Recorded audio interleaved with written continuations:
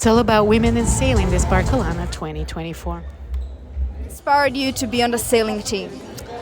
Well, when I first heard about Night Shadow, they were talking about being a team that they want to encourage mixed cruise sailing. And this is something that really kind of hooked me because I love being a skipper, I love being on sailing boats, and I think there should be many more women in this sport.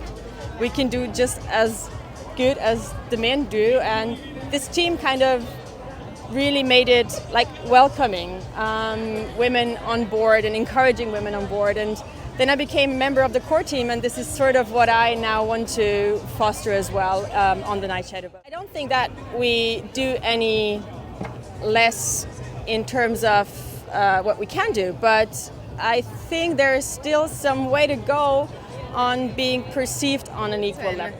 What inspired me to do this was really just connecting with David, who runs the team, and hearing about the incredible races that they have participated in. Anytime you're entering a sport or a field that's mostly male-dominated, it's sort of like you're trudging your own path.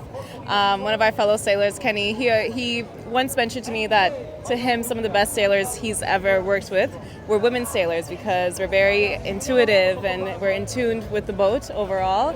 And I thought that was such an incredible perspective, especially to get from a male. I was living on an island in Seychelles, and I met a group of skippers, and they offered me to travel around the world.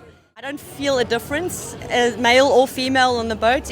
Everyone has their position on the boat. Everyone performs a position on the boat perfectly. So it doesn't really make a difference. I think it's a little bit harder because it's like a man word. It is known as this.